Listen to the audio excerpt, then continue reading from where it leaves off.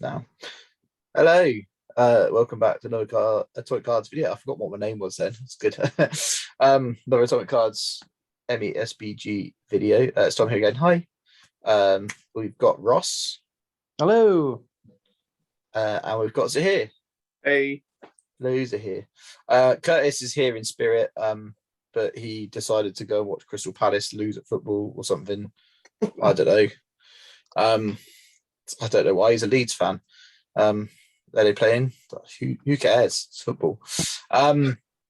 He's not here. He abandoned us. We are here today to talk about the war in Reading. I can't remember what it's actually called. Big old event in Reading that we went to. So I was meant to be going for the whole thing, but I only went for the Sunday in the end. I couldn't get covered for the Saturday, so I dropped out.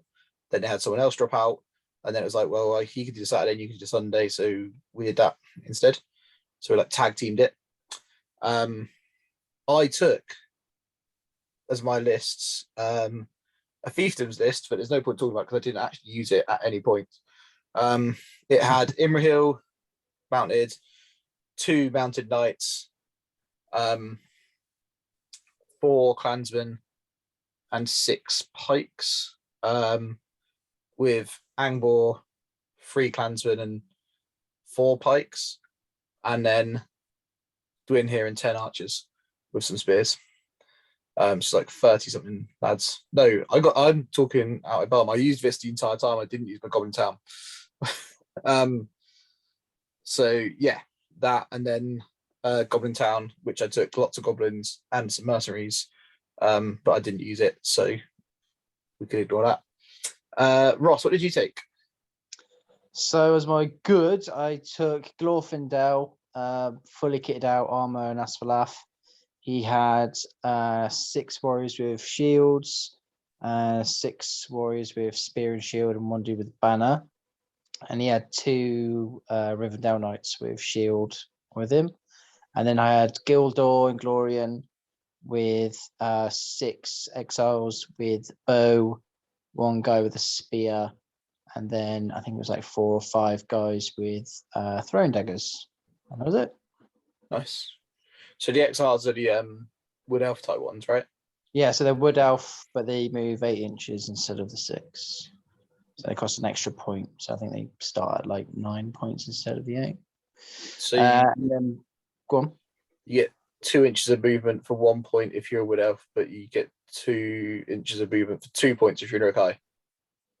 Yeah. Good. Just checking. So yeah, it's only in 1 point.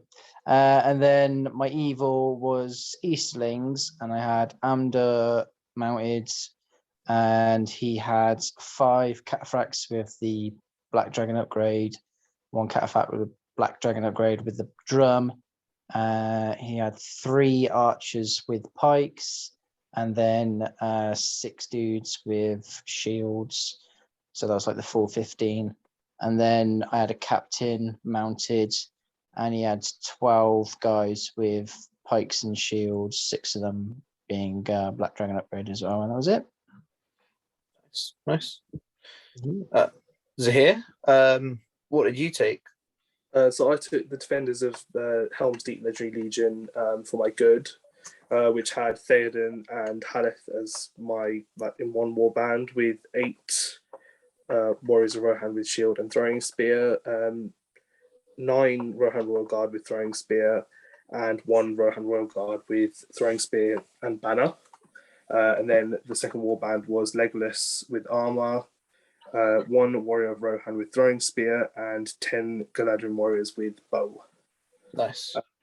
And then my evil army was Pits of Dol Guldur, which had Azog on the White Warg, Keeper of Dungeons, and just a mix of Hunter Orcs or Vel Wargs, Hunter Orcs, coupled with basically everything you get in the box for 12 models.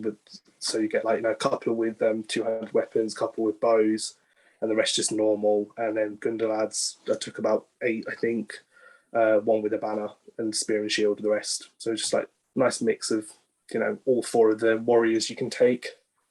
Nice. Oh, cool. Nice one. Should probably say at some point.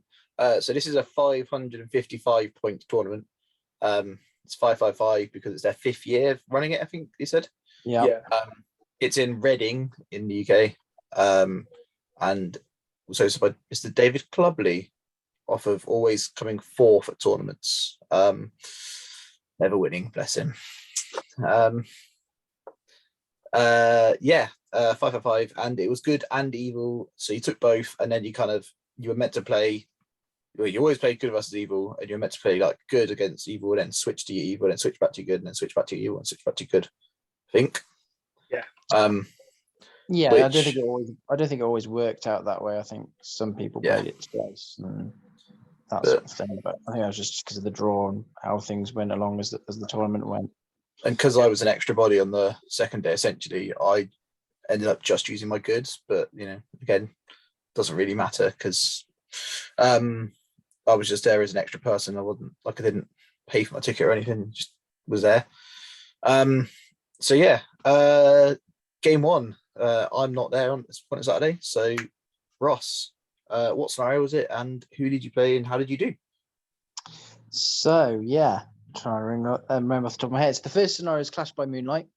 My first game was I was using my Rivendell, and then I was up against a chap called Lee who brought his Serpent Horde. And then just trying to remember the list off the top of my head. So he had Sullivan mounted with the banner.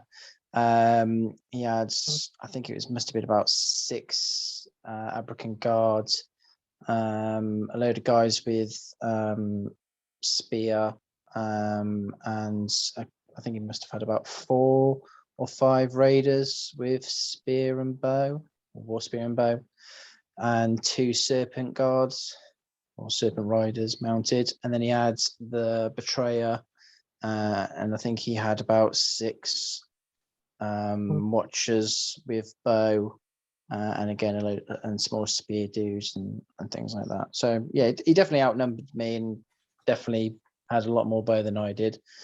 It was good. I won that one. Major win. So there were major and minor wins in this tournament. So I won 10-0 on that one. The board was fairly bare in the middle. It had more sort of buildings on the outside. There's like a few little dead trees in the middle and like a little statue thing. So it was a bit standoffish for like the first couple of moves.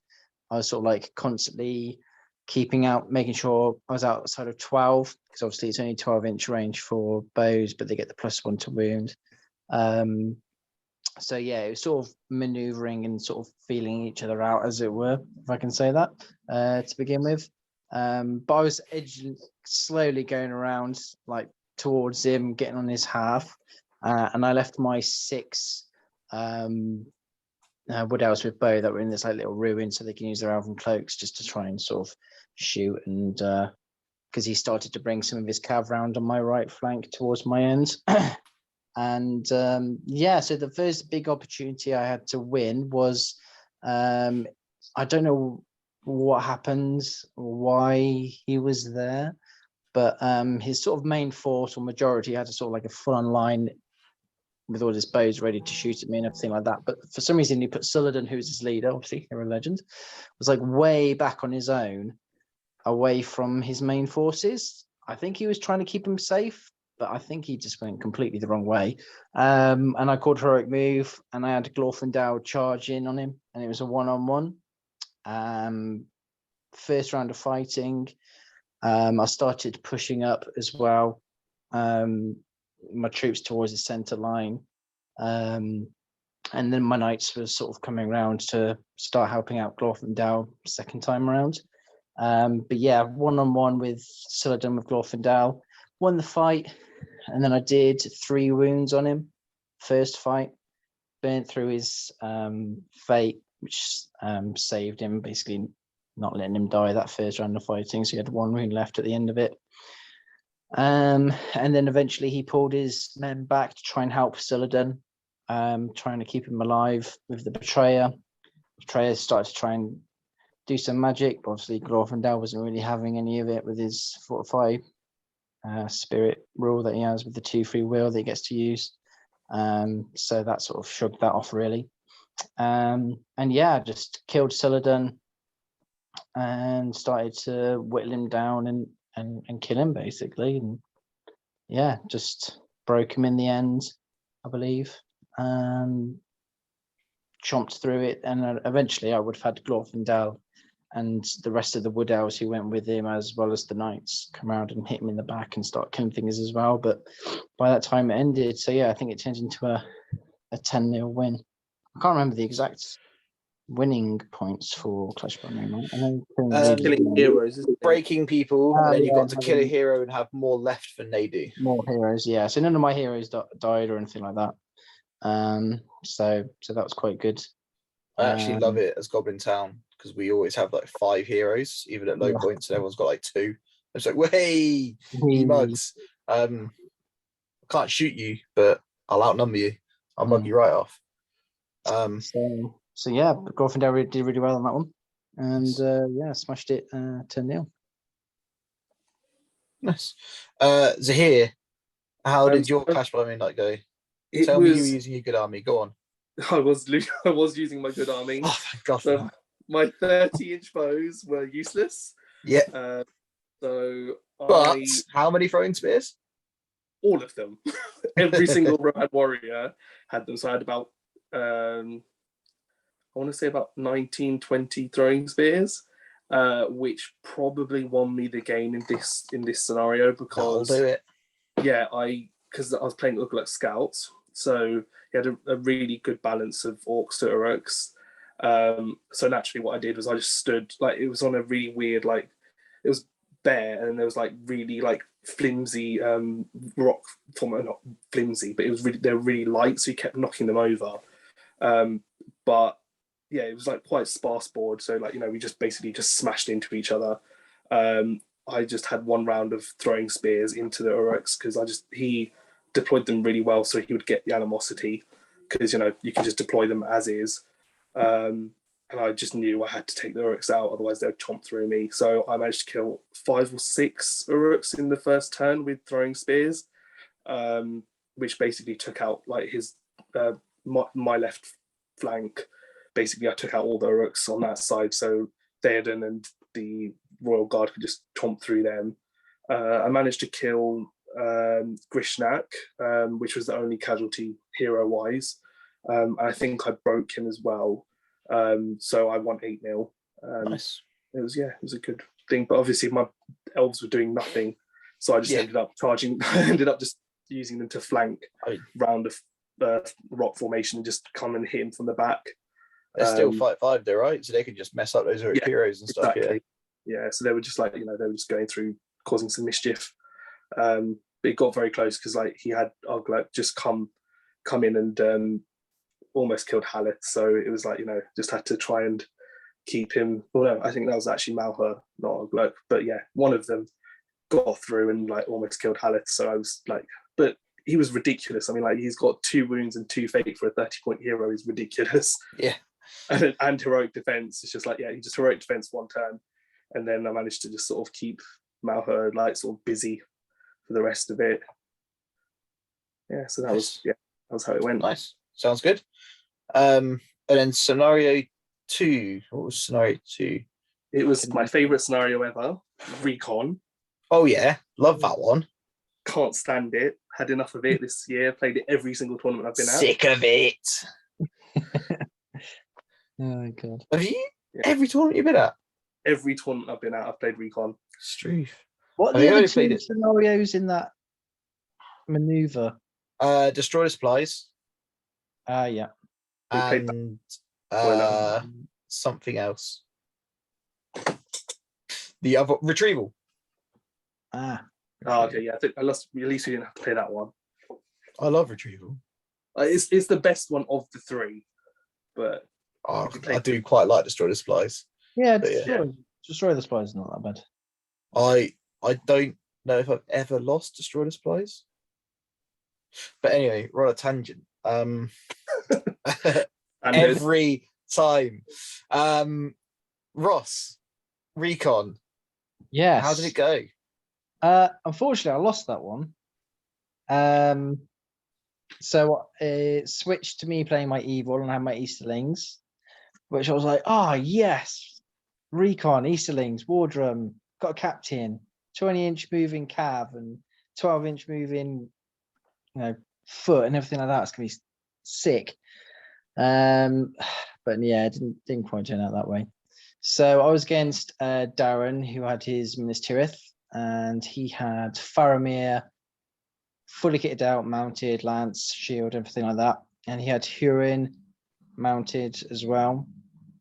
And then Troops Rise, he had, I think it must have been 6 or 7 Guards of the Fountain Courts.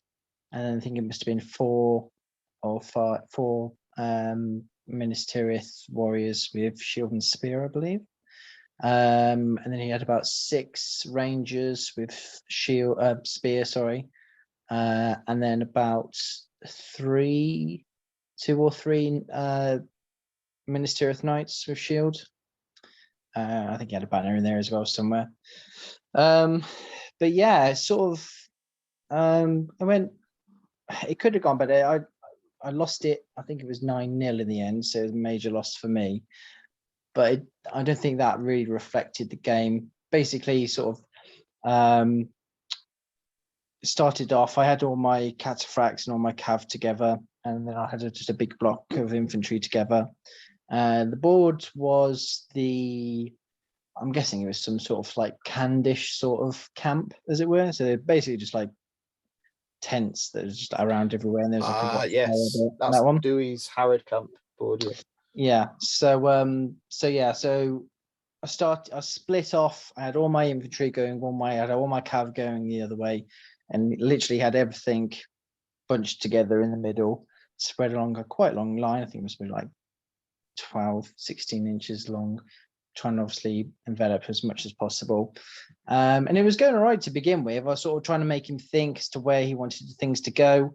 I got stuck in with my cavalry on one flank of the infantry, trying to sort of like quickly kill as much as I possibly could, whilst being out of range of his 2 heroes, which were towards the infantry side. But yeah, it just didn't really go to plan, really. Unfortunately, Amdur didn't quite hit as hard as I hoped. It's just a bit annoying. I think it was mainly like the Guard of the Fountain Court being the defense 7 that they are, and Amdur still needing 6s, and things like that. And eventually, Faramir and Hurin got stuck in. He managed to kill Amdur in the end. But my cav held in, considering there was only 5. They actually managed to hold in pretty much. It must have been about 4 or 5 rounds of being outnumbered and still surviving, because obviously they're still needing 6s. And it was only sort of the last sort of 4 turns left. I was like trying to get my infantry and my foot off the board as quick as I could, because he had already, once he sort of got rid of Amdur, he broke off, I think it was about 8 guys to go off the board edge with a knight and things like that, because he tried to sneak a couple off my right flank, but I started shooting him down with the 3 bows that I had, which was putting him off a bit. But yeah, I think he managed to get the 8 off in the end, and I could have potentially drew the game. But I think it was like the last 2 turns I needed to win the priority, because I had literally my entire pike block of 12. Sorry, no, not 12. 18 dudes about to like run off, so I could have potentially had the double. But yeah, he rolled a 2, and I was like, yes, I can win priority, I can get off. But I rolled a 2 as well, and I had priority last turn, so he managed to win it. And then he got like Hurin and like about 3 or 4 other dudes like right in front. And then I had another chance of just trying to win priority again to try and get them further across. But again, he rolled a 3, and then I rolled a 2. And so he won the priority again. And then there was just no hope for me to get my dudes off. So yeah, I think it was a bit my own fault. I was just way too hesitant with my pike block because I was sort of hiding behind this tent, and there was Faramir and Hurin like just over the other side. And I should have just gone, oh, screw it, and just go and just risk it. But I just kept thinking, no, if I go too close, he's just gonna have Faramir and Hurin just obliterate all my guys. But there we go, lesson learned. So I think it's one of the things Easterlings struggle with as well is actually killing stuff. yeah. I haven't used them, and I think I've only played against them like once, to be honest. But it just feels like they what tends to happen is you get two big walls of dudes who just slam into each other and no one can kill anyone. And it's just like they kind of need a Kamul on Fell Beast or, or something it was Amber that was meant to be getting the kills. And it wasn't like I was trying to charge my cav in and like kill absolutely everything and go for the break and everything like that. It was just the case of I just want to kill at least, I don't know, maybe 5 or 6 dudes. Yeah. And then just make it more difficult and just try and then use my cav just to suck them in and just, try and hold off and keep, 8 or 9 dudes contains with only 5 of mine, and then just letting my other guys just, just keep going. But yeah, I should have just left my my drummer with the infantry and kept using that to make them speed up instead of it going off with my cav and that sort of thing. So yeah, it didn't quite work out, but there we go. Lesson learned. Zahir, how did you do on it? I was playing against Ministerieth as well. Very similar list, except for he had Aragon Elisar instead of Faramir and Hurin the Tall. So it was quite a low model count Gondor army. I think he had 5 cav, so I was quite worried about those. And then he had like a front line of just basic warriors and Ministerieth with shield, and then a back line of a few Citadel Guard and a few Rangers.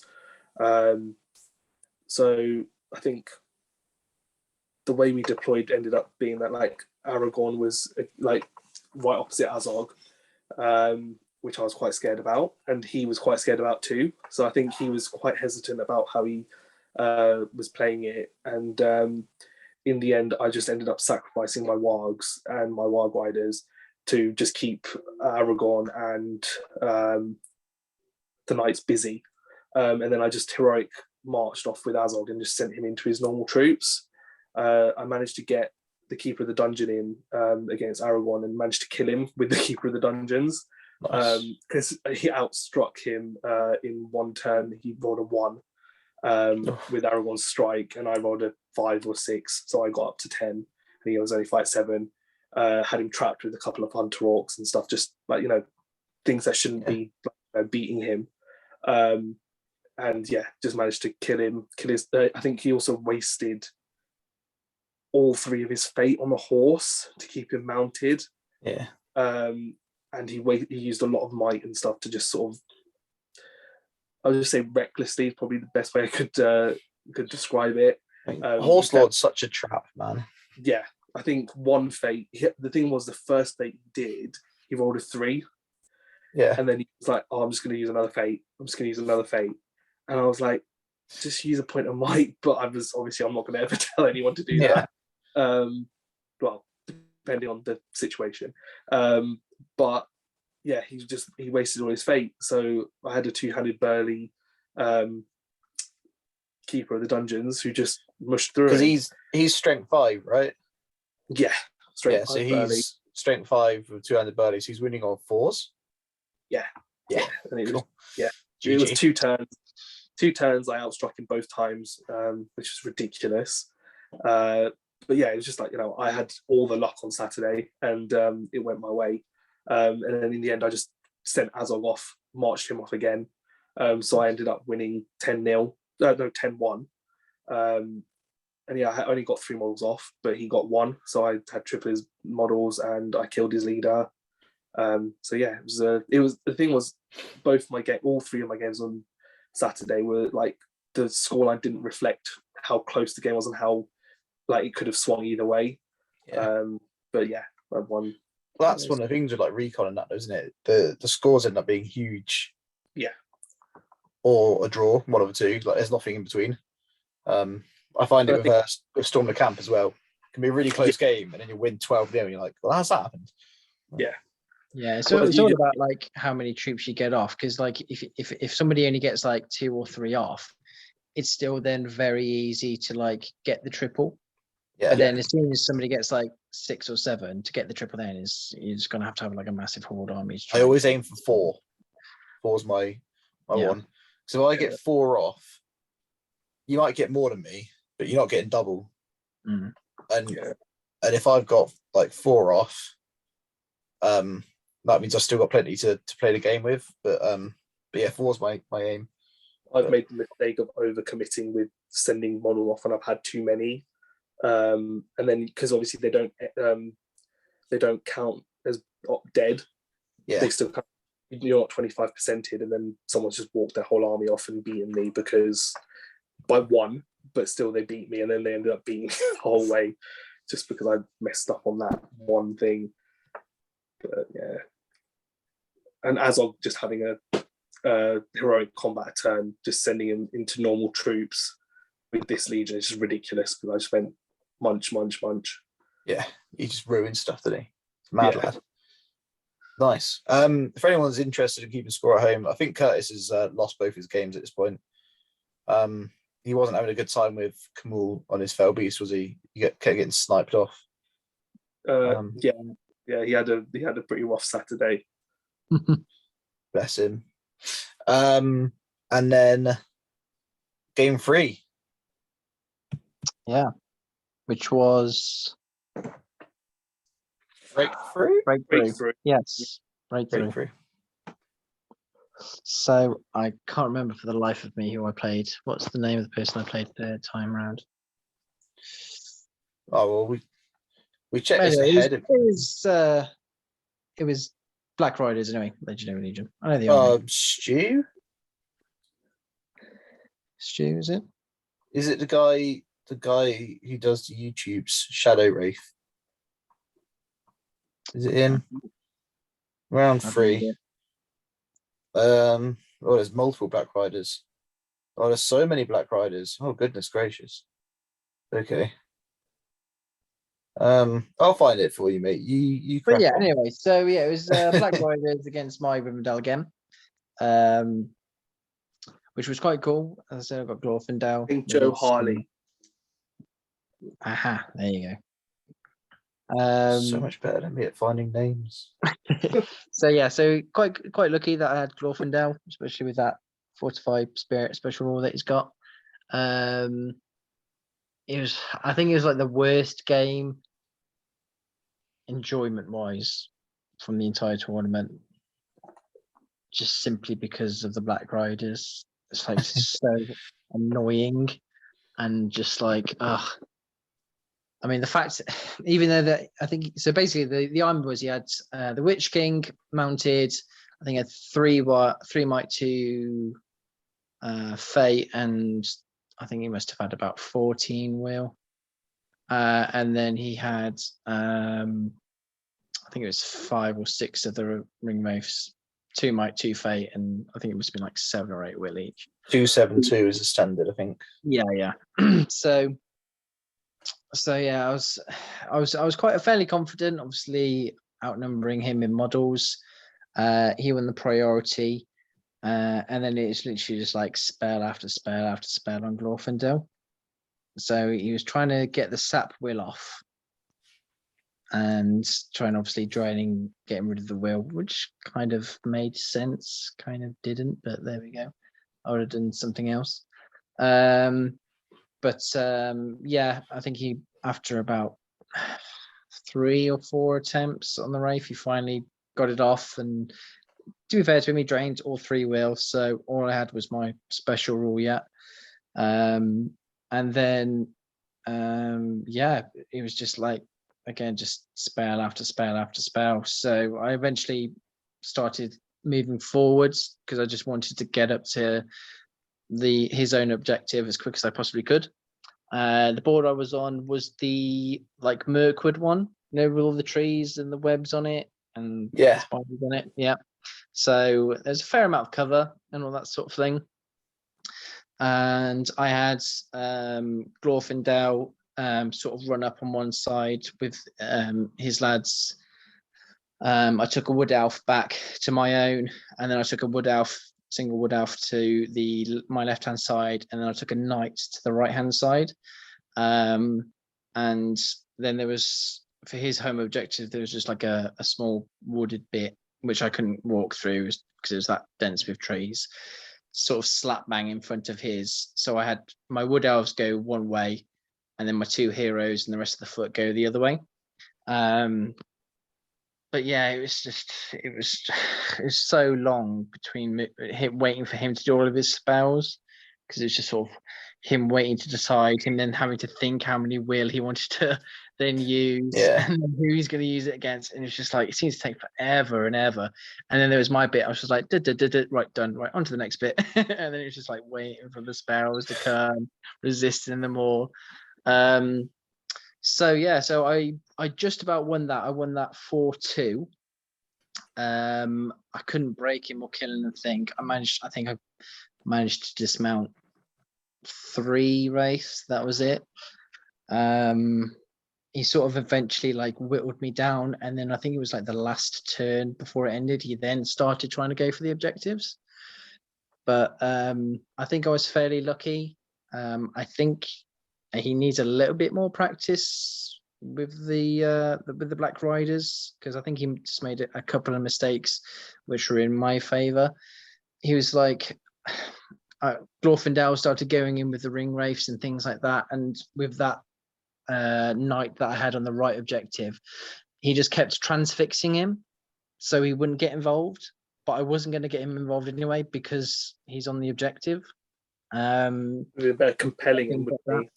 Yeah. No, it wasn't compelling him. He was literally. No, so he would have been better doing that, wouldn't he? Yeah, exactly. Or at least doing something, or at least just sending out a right. Like every single turn, I'd have been channel transfixing with a screech onto Glorfindel.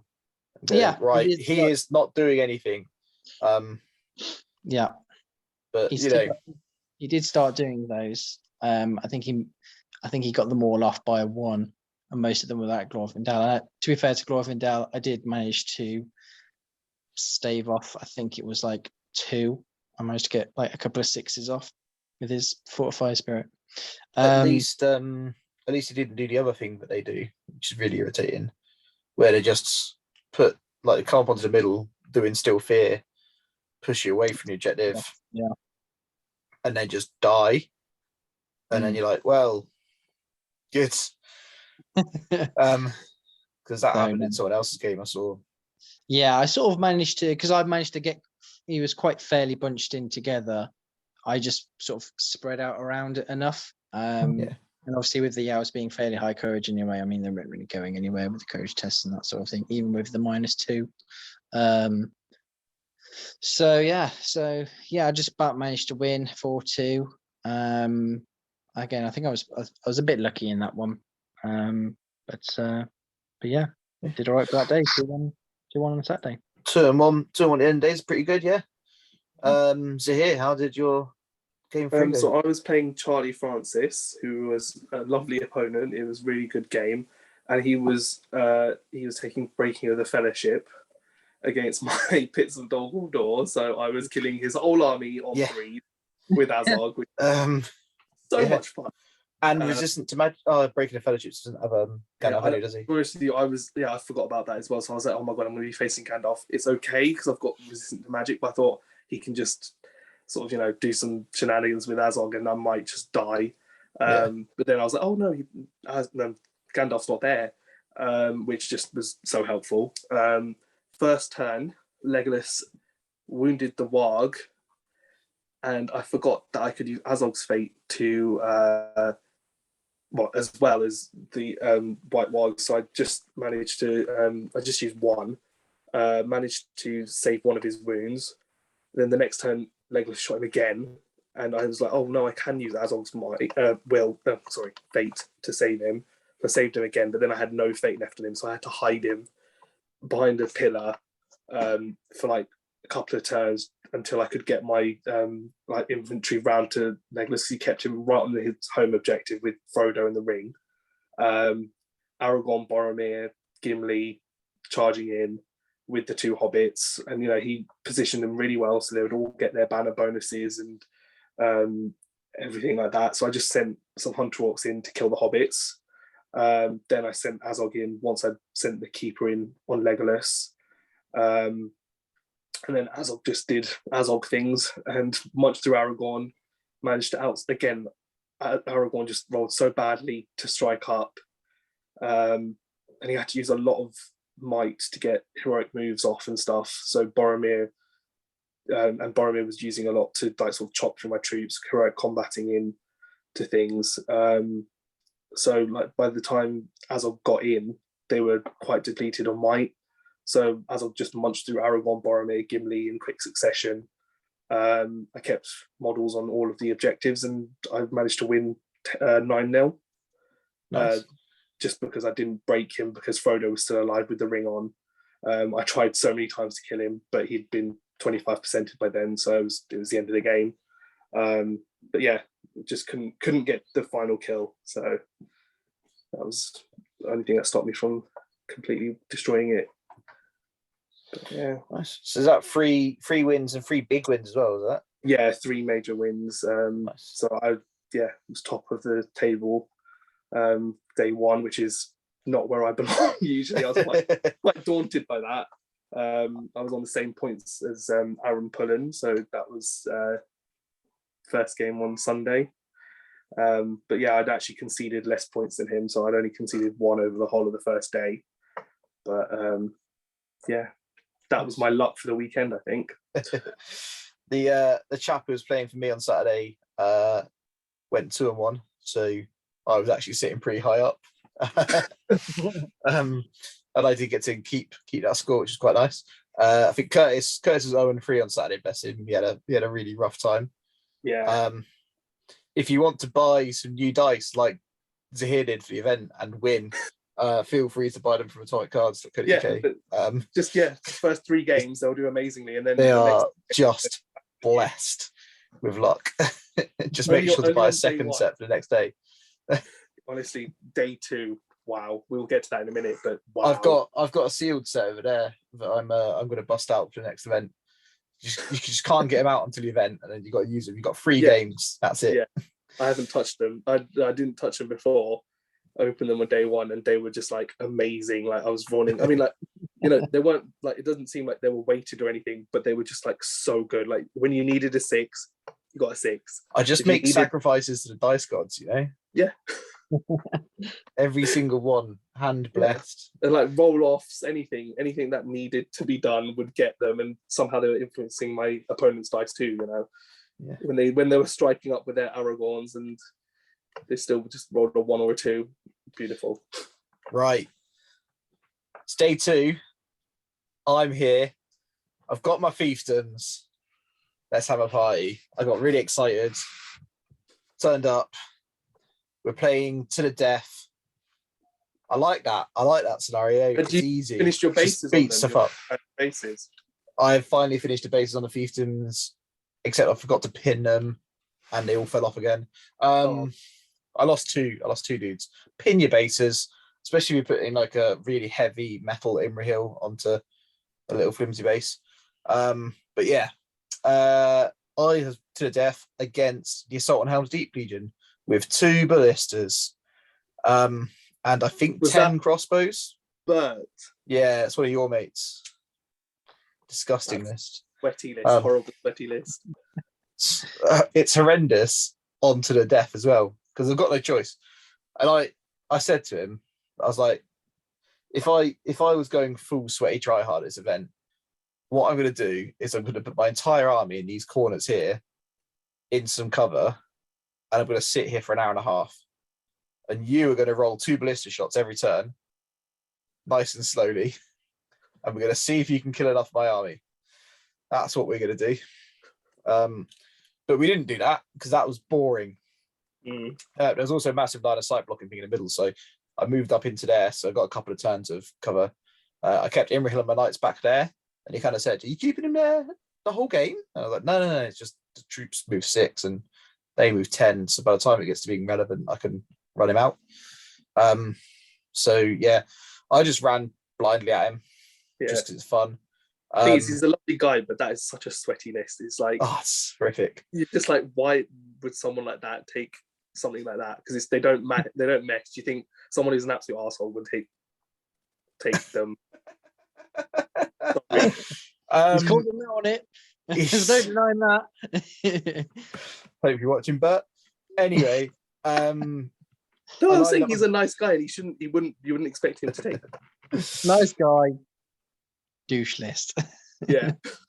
Black Reveil Archers rinsed his crossbows because he put his crossbows on either flank, so I had to go like whichever way I went. So I went everything on one flank because that's so Black Reveil Archers rinsed crossbows in shooting. I don't care if you're with me on 4s. I'm better than you because I'm Black Reveil Archers and we're the best archers in the game. Then I just ran blindly at him. The ballistas knocked around my nice battle lines, which as fiefdoms I love, but it's fine. Got there, decimated that warband, quite frankly. And then turned to take the other one, but he was just firing the ballistas into combat. And broke me, and then I died, basically. I think Imrahil got targeted 9 times by ballistas and didn't take a wound. He lost his fate, but he didn't take a proper wound. Nice. So yeah, it was a big kind of like 10-0 loss. But you know, we had fun and we rolled some dice. Yay, siege weapons. Get rid of them. Ross, how did your game 4 go? Oh, yeah, it went a bit downhill, to be honest. I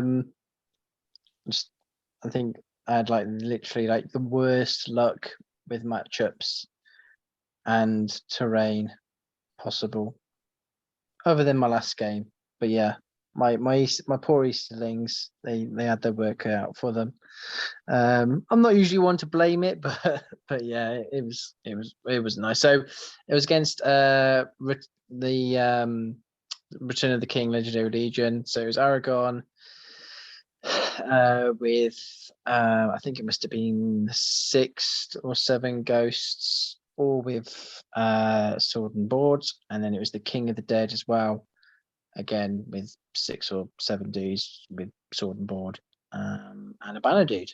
So, and it was to the death, and typical Easterlings. You win the fights, but can't kill anything. So that was it, really. To be honest, I was doing very, very well. I think looking back at it, I lost it because I made the mistake myself. I got way too greedy. I got Amda stuck in. I was like, right, I'm just going to ignore the heroes.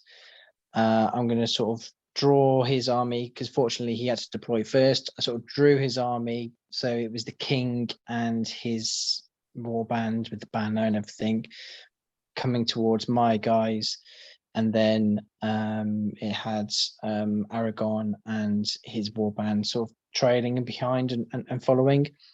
And basically I sort of banged my drum and went sort of at him with Amdur and the cats. I managed to gauge the distance right. I managed to get, obviously because he didn't have any spears, I don't know why. I was trying to get as many like 1-on-1s as possible, the odd 2-on-1, but obviously I had charged and I got stuck in with Amdur going against 2 warriors at a time, and it was going really, really well. I took the risk and I was 2-handing with Amdur, so wounding on 5s on the ghosts. I was just going through it. I've got to risk it. I've got to try and kill stuff. And it was going well. I killed 2 ghosts with Amdur the first round of fighting. I then, next round, Aragon was still out of the picture. He was like 1 or 2 moves away before getting involved. Went in with Amdur again against 2 guys. And I was right, screw it. I'm going to use my heroic combat. Killed another 2 guys 2-handed, and then where I went next was the worst decision of my entire time I was there at the tournament. And I was left with a dilemma. I was like, well, do I kill heroes? Do I kill warriors and just try and break him? I know it's not going to matter. He's not really going to run away, but at least I've got the break. Or I can try and get Amdur to one-on-one with the king, with charging and everything like that. And I was just like, screw it. And I went for the king. And yeah, it didn't go well. I won the fight, but I didn't kill the king, which is what I was hoping for.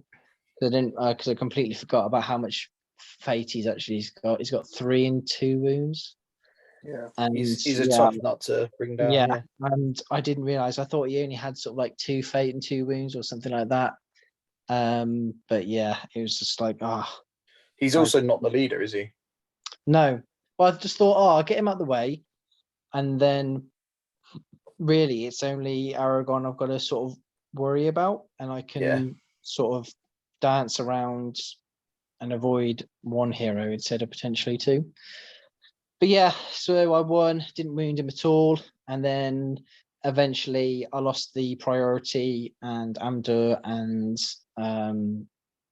Aragon ganged up on him, and he died. And yeah, eventually I was just playing catch up from there, and I just couldn't kill anything, and he broke me. And I think I killed 7 ghosts in the end, and I think I needed 10 to break him, so I was fairly close. But yeah, it just went downhill, and I lost that fairly heavily as well. That's right. Good start Sunday. Yeah. Zahir, help us out. You're playing Aaron Pullen. His lovely Corsair army. We love Corsairs. I played them twice this weekend on the Sundays, and let's just say I have a respect for them now, but how well I did with my Azog's Legion, otherwise I would take Corsairs because they're just so good. 10 crossbows, I think he had about 8 Reavers, Dalamir, Dalgamar. 5 Reavers. Oh, was that it? Yeah, that's it. Felt like a lot more. They were just horrible. I'm pretty sure it's 5. Because I was looking at it because I have used Corsairs poorly in the past, so I was trying to work out how to make them good. Yeah, it was a very good list. I mean, I think it'll probably be it'll be up on the chat because he got 3rd place overall. Spoilers, gosh. I did not. I should have just stood back and shoot at him, but I didn't. I stood back with my elves, and I advanced my Rohirrim up into like a massive gap.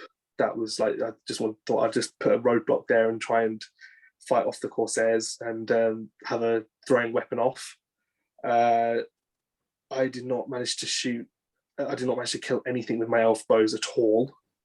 Whole game, it was just awful rolling the whole day. Every roll off went against me, and Aaron just played a blinder of a game. To be honest with you, he just had everything where it needed to be, and just chopped through me. And to the death. I mean, I only lost 7-0, so it wasn't a complete like whitewash, but it was as close as possible to just getting completely destroyed. It was Dalamir, Delgamar, and a bosun. 11 crossbows, 5 Reavers in the bosun's warband, and then 14 spear and shield Corsairs and 8 shield Corsairs. So he just got his Reavers in. I mean, he just like said, I'm not taking the courage test, they're going mad. Charge in, pop everything up. Last turn, I had, just to show how bad my luck was, I had Theoden, Legolas, 2 elves surrounding Dalamir. I did not wound him at all. I won the fight because I had the fight value, and I did not manage to wound him. I had like about 8 strikes on him. Nothing. Yeah, because he doesn't count as being trapped, which is mildly irritating. It's tough when he's not actually trapped, when he's stood up. And it was just like, and I had no might left, so it was just like, it was an absolute joke. I was like, can like just salvage 1 point out of this, and nope. So yeah, bad day, bad way to start the day. That's right. Game 5, we had a scenario that I remember. Destroy Spies. So I was playing Scott Whitefoot. Yay, Scott. Who is Saw Miniature Painting Studios on the Instagrams. Saw is in like SAW, Scott Whitefoot, SW. Who also won Best Painted at this event and every event he's ever been to, I'm sure. Cool. His armies are gorgeous. I think it's his Harrod army, and there's a really cool like Umbar board, which is one of the guys from the Fable Creative Studios made this one. Just lovely to play a beautiful army on a beautiful boards. We're playing Destroy Supplies. It's got like a massive like Suez Canal style thing going through the middle of it, this board. And we decided it's sensible to just play it across it, but there was 3 bridges on the table. My fiefdoms love fighting on a bridge, but then he's got a Harrod list, which is Suladan Betrayer, a whole load of Bracken Guard with a whole load of Serpent Guard behind it, and then just a swarm of bows, and 4 cav, 4 Serpent Riders. So we basically deployed with my bows opposite his bows, my pike block opposite his Bracken Guard and Spear Support, and my cav opposite his cav. That's how it pretty much ended up being. Shooting wise, he had 15 warriors when we started, and I had 10 Blackroot Vale. By the end of it, I had 4 Blackroot Vale, and he had 5 archers. So I don't really know who won that, but no one, basically. We're all re-rolling all our failed wounds. And there was like 2 in the ways between us because there's little walls and stuff. So no one was really killing anyone shooting wise, apart from like when we had clear shots, it was like, right, 4 of you guys just died that turn. And then you hid behind a wall again because it was terrifying. And then my pike block, man, just absolutely decimated him. So I run clans at the front and pikes behind, and then Angbor goes in the front line, and Imrahil sits behind. So if you put a hero in the front line, Angbor's going into him striking up. Imrahil's going to sit behind and give the pikes fight 5. And if a single gap opens up, Imrahil's going to slam straight through it and kill whatever's in that gap. Basically, pikes went in. He lost like every single fight along the front, and I took out almost all of his Bracken Guard turn 1 of combat. He then brought Suladan a little bit too close to the line. He wanted to get him fighting basically because he saw it was going downhill. So I brought Angbor across to fight Suladan, and put the rest of the dudes like because I got priority, so I could switch him around. Angbor beat Suladan in the fight. We took his horse out. Everyone piled into the other fights, and then once Suladan was on foot, Imrahil came in, and bang, basically. Didn't last long. I heroic combated off Suladan, which I really enjoyed. Just the pure audacity of it. But yeah, I didn't make it to any of the supplies, but 1 more turn I would have. We ran out of time because it'd all been a bit grindy. And both our cav were like trying to vie for, because we both had lancers because they've got war spears and we got lancers. And we're both fight 4 because Imrahil wasn't there. So it was just a bit cagey into the last couple of turns. So yeah, I ended up getting a win, but it was a very narrow win. I just had the break and the leader kill. That was it. So it was 4-0, I think, so that. Yeah, 1 or 2 more turns and I would have got to the supplies, but alas, time is a fickle thing. Ross, how did you get on? Well, speaking to begin with of my luck, I was against Return of the King Legendary Legion again. Yay! Yay! And even worse. Pardon? Chance for you to redeem yourself. Yeah, didn't happen. No. Because not only did I have that, I had literally the worst board to go against. Literally everything was in this army's favour. I was on the Lake Town board. Oh. gorgeous board. I have Yeah, to, gorgeous. I mean, the buildings were amazing, but it was there was two Lake Town boards. There was one which had like ice on it, which people were saying, "Oh yeah, you can run along the ice and go onto the boards and things like that." Yeah, mine didn't. So yeah, his ghost was like, "Ah, yeah, just walk across the water and go everywhere I want." And I had 5 cav trying to clamber around all these like boardways and all that sort of stuff. So yeah, it was just like everything was against me. I was like, oh. So yeah, I did really well though. I only lost it 4-2. I had loads of people going against the king and some dudes. I was outnumbering him. He had a couple of riders actually, which made his numbers even lower than the last time, so that helped me a bit. And I was getting, obviously, whilst the platforms and everything were higher than the water, I was getting the higher ground bonuses, so at least I had some like in the ways of his strikes and things like that. So I was trying to play that as much as I could. I took my cav like the far right, like there was like a fairly, to be fair, it wasn't too bad because sort of where the objectives were, there were boards I could get around. It was sort of like a big square and then sort of like 2 or 3 avenues in between, and then like the rest of it I couldn't go near. So I had all my cav just bomb it down one end. I managed to get like the full 15 just to get them as far as I could, and he brought Aragon and a couple of dudes over. And yeah, unfortunately my cav just got stuck, so they couldn't reach the supplies in time. I tried to sort of get around him. I did a few like leap tests with my cav, like jumping from over the water on the boards and that sort of thing.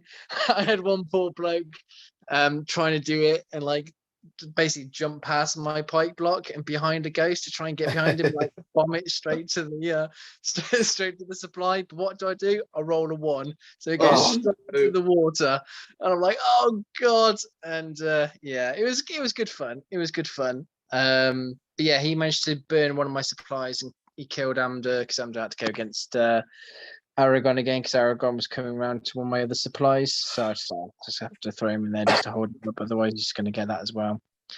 And yeah, I think I was like 1 turn away. I had like one single guy managed to do a jump test and jump round and like get towards a supply, which is middle supply. But I was like 6 inches away from it by the time it ended. So it could have been like a draw, but no, it wasn't my luck for that one. But I'm quite happy with how it turned out, as I only lost 4-2. So there we go. Nice. And Zahir, how did you get on? I was playing against Helm's Guard, which I had never played before. And he's just a beast. He's an absolute beast. That Helm in that Legion is an absolute unit. Yeah. And then they've got all the same bonuses as your Rohan does with their stupid throwing spear things. Be in combat to get the +1 fight, so it was just like he was out fighting me with Warriors of Rohan, which are just ridiculous. And yeah, I mean, he was very scared of Azog. I think that's the good thing about that Legion is just people, like if you take Azog, people are scared of him, and it works in your favor because they do not want to send their heroes near him. But he needed a helm like around his warriors, otherwise I was just munching through them with my normal troops. So I snuck Azog and my wargs round my left flank, and he did a great job of like slowing down Azog by just like putting Warriors of Rohan sort of dotted around, so like I couldn't heroic combat into like a load of troops. I could only heroic combat into one more troop and one more troop and one more troop. I was on like a Ministerious-esque board all day. Actually, I didn't actually move from my table at all. And yeah, I managed to take out one of his supplies. I think I caused a wound on Helm and killed his banner bearer, so I won 5-2. But yeah, I just managed to heroic combat slingshot into Helm.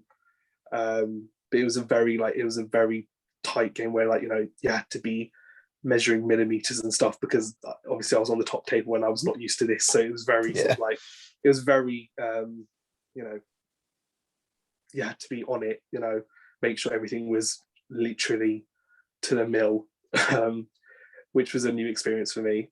But yeah, I managed to just get through. And I think he may have broke me or something. So it was 5-2. But I didn't break him. And he had like King's Huntsman, Outriders and stuff, which was shooting off. And I think maybe another couple of turns and it could have swung either way, because I could have carried on munching down the supplies, but he could have also done the same with his, because he outflanked me with a Rohan Captain and the Royal Guard. But I had the Keeper of the Dungeons at the back, so it could have swung either way, because he had done nothing all game, just hide behind pillars and stuff from the King's Huntsman, because he was just trying to take him out with the 0 fate. But yeah, won that minor win, so that was good. Nice. So final game, I think. Hopefully, Yeah. I'm kind of right. What? Command the Battlefield. Command the Battlefield, yes. I'm playing against James. James has got his Goblin Town army. So this is weird for me. I've never actually played against Goblin Town, but I've played with them an awful lot. Like an awful lot. And it was really weird seeing someone else using them. He made the controversial decision to not bring a scribe or any mercenaries, just pure goblins. So he had King, Grinner, 2 captains, column. There were a couple of bombs that weren't there that didn't bring the scribe.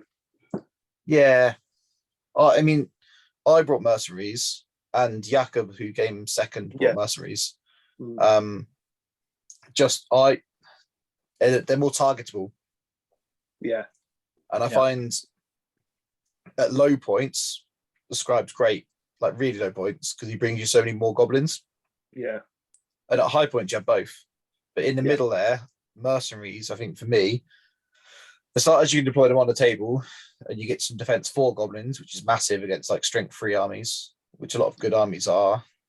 And then, you've got so many more models on the table there to do things with, or you can put them onto an objective. Like you can normally get them slap bang onto an objective near the end of the game, which is exactly where you need them. So that's why mercenaries for me. But yeah, Command the Battlefield against Goblin Town. I mean, ultimately, what he could have done was walk on, sit all around the edge of the board, and gone, cool, come around and kill me. And I probably wouldn't have managed it.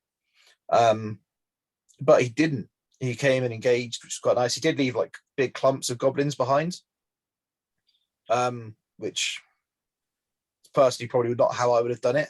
I'd have probably left a captain and a couple of dudes behind to secure some corners, so they've got some stand pass and things.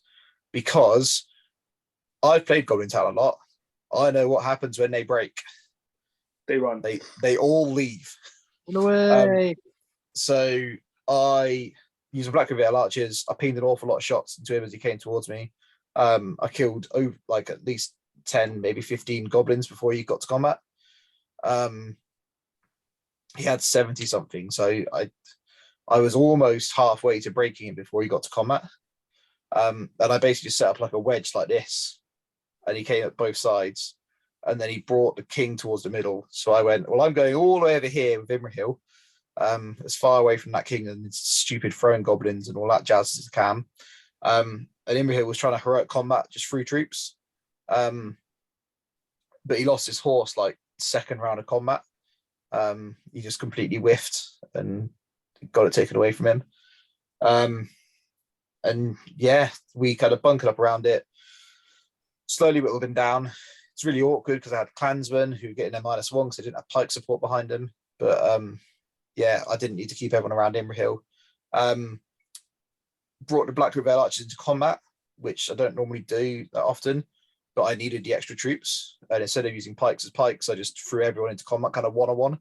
I just one-on-one as many goblins as I possibly could, which won me lots of fights and got me kills and things.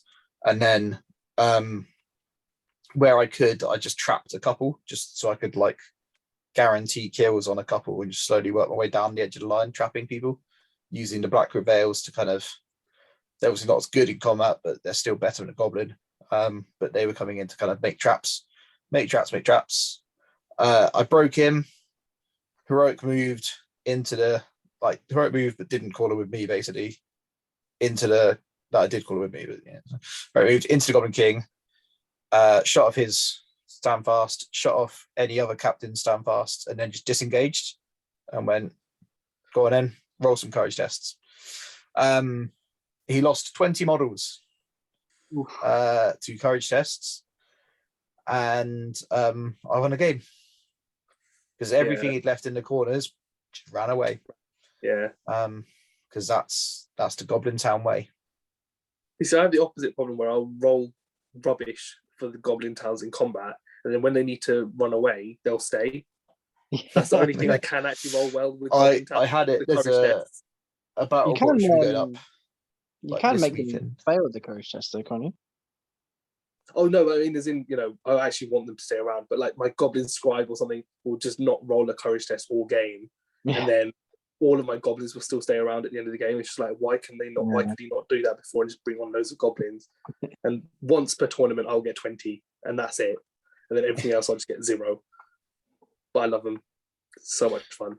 So you sort of need to keep that. You sort of need to have that many goblins like there for when they do run away. So you just got like the maximum chance of just having as many. Yeah, but that's why I try and keep the captains back there just to give it a stand fast protection, because they've got 2 might and a will, and they're courage 3 rather than courage. So on courage 3, they're 50-50 to pass it anyway, and then it's just a little bit of extra help.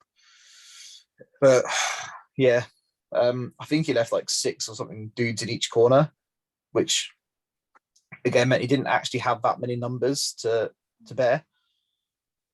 When you consider I've got a couple of knights and Imri Hill slamming into your dudes, plus Angbor, who's dropping to a turn quite happily on his own, it was pretty quick, the death, which was nice. Did the Maelstrom deployment go in your favour as well? Or? No, not really. No. I didn't get to win here for first 3 turns. Okay. He rolled 1-1-1. And then but plus your next roll, or is that? No, that's on recon. Oh, okay. No, and the Imri Hill and Angbor came on together, which was nice. And he kind of brought his goblins in either side of me and just moved straight towards me. So yeah, he kind of left Gollum behind, which is a bit sad because it'd been nice for Gollum to get in there. But because obviously Gollum's only moving 4. He just left Gollum. Gollum was slowly coming across, but he didn't quite make it in time, bless him. Did he not have him in the King's Warband then? Or? No, I don't think he knew that was a thing. Oh, okay. We spoke about it after the game, and he didn't realise that's a thing you can do with independent heroes. But yeah. So I ended up 4-2, if you include the day 1 stuff. So that's not too bad. No, you ended up 2-1, mate. Don't try it. No, it says on the thing 4-2. Thank you very much. No. You didn't work for those other 2 wins. You don't do that. Ross, sorry, it might have to be quite quick here, but how did you get on game 6? So I was against Azog's Legion for game 6. Again, I was on a really nice board. I was on the sort of Weathertop one. I was against Azog with his Warg and his heavy armor, and I think he must have had I think it was 12 Gundalads with shield, one guy with a banner, and then he had a Warbat, and then he had a catapult troll, which was really, really well done. Credit to him, Phil. He is from an Instagram channel, actually. I don't know the name, but I think they're quite popular. They've been to quite a few events. But yeah, he converted a really nice troll with all the goblins and everything on it, 3D printed and green stuffed and all that sort of thing. So yeah, it was really cool to see it finally, someone successfully doing it. So yeah, Maelstrom went fine for me. I had all my lads together. Obviously, he had to deploy his troll first, which he just left on one corner. And obviously, there was only Azog's Warband, and he rolled a 3. So he decided not to might it and just let me choose where it was to go. And I actually sort of risked it. I decided to actually have him deploy on the same border as me, just about I think he must have been like 9 or 10 inches away though from my nearest guy.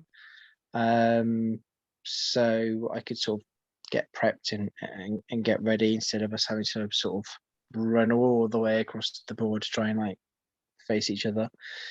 But yeah, so I won that one in the end, quite comfortably. I think I won it 5-0, I think it was in the end.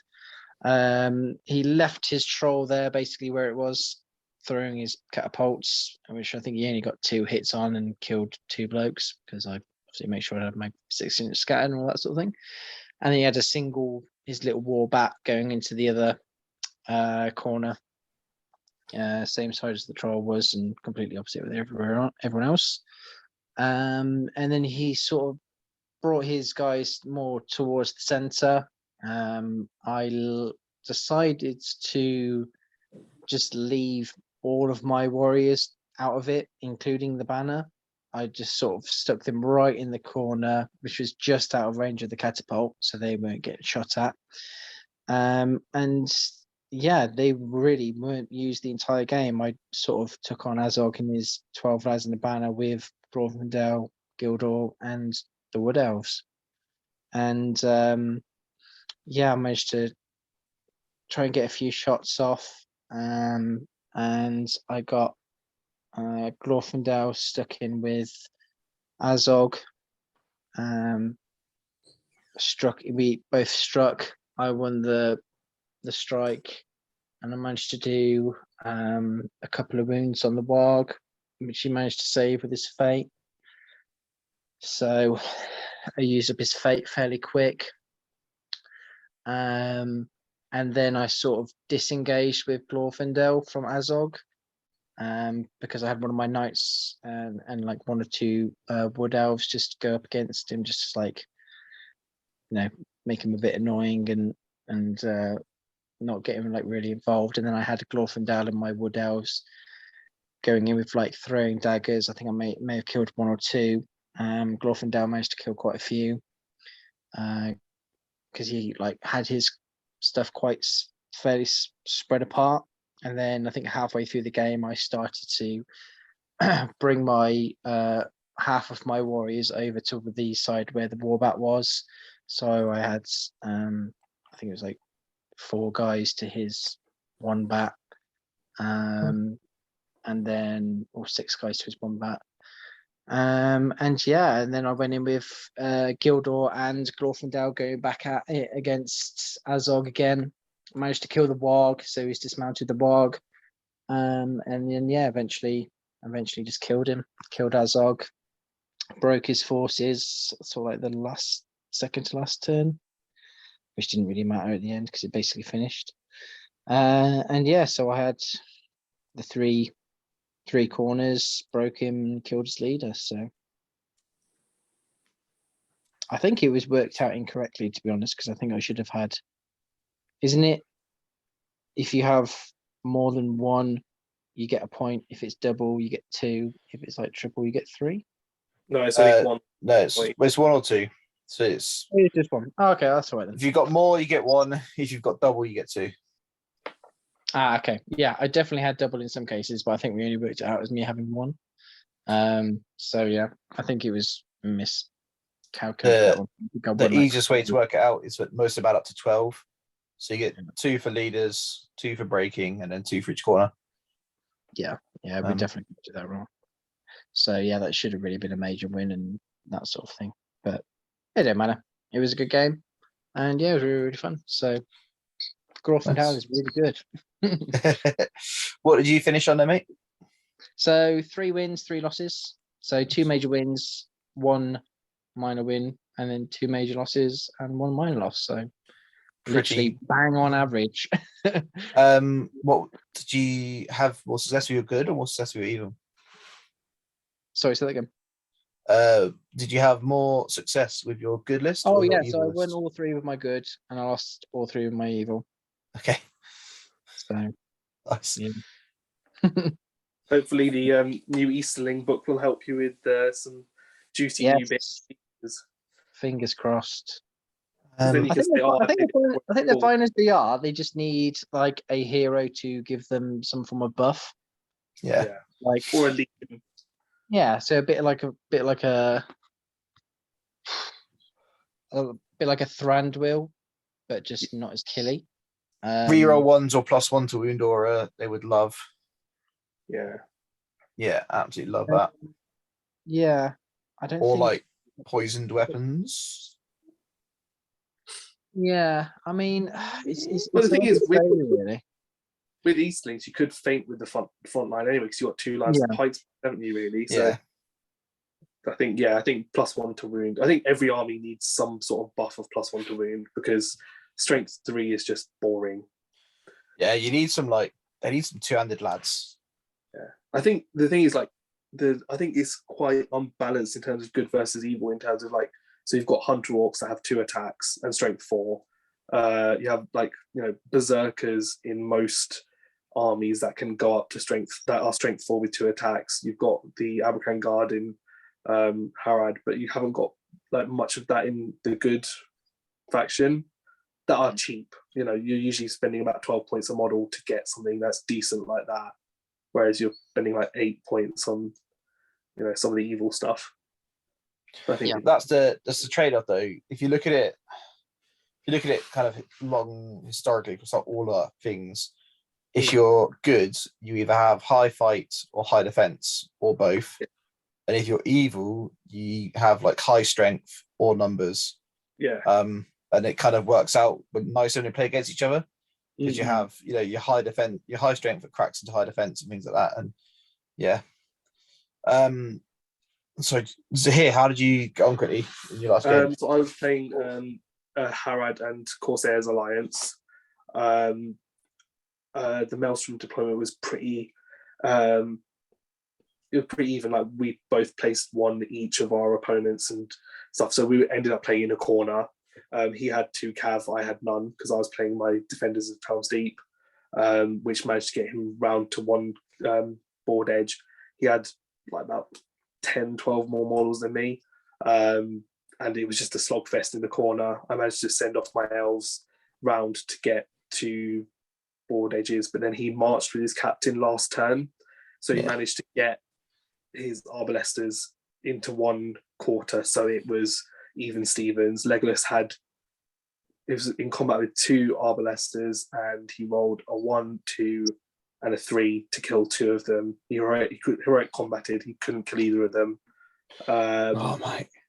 Yeah, and I could have got into the other quarter, and I would have won that quarter.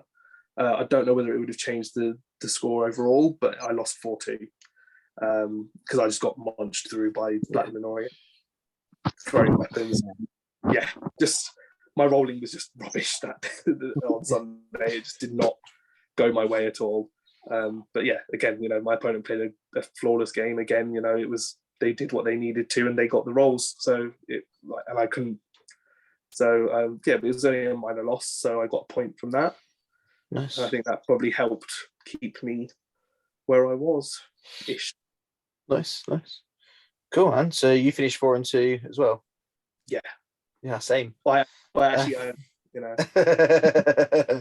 but yeah, my Azog's Legion is still my Pits of Dongwaldor is still undefeated so far out of the 7 games I've played with it. So yeah, and Defenders I need to just practice with more, because I never played them before the tournament. So yeah, I think with a bit more practice, I might have been able to do a bit better with that. But yeah, nice, cool. Well, we should probably wrap this up pretty quickly, because we've been ranting on for a while now, as always. Sweet. So thanks for sticking around with us if you're still here. The event that we're running in January has already sold out, but keep an eye out in case there's any reserve tickets. I think both these chaps go into it. Yeah. And I'm designing lots of boards. Yeah. Zahir's going to help us out with a bunch of training stuff. If you want to see some of his work, go to Zahir Cares at Instagram.com. That's not just look me up on Instagram. Just Zahir Cares Designs. Yeah. Go find it. Love him. If you want to see more of Ross, come to the event. And yeah, thanks for vibing. We'll have some more events later on in the year, and hopefully we'll see you in the next one. If not, fine, bye. Don't forget to like and subscribe and ring a bell somewhere that Lee likes to say. Bye. Bye.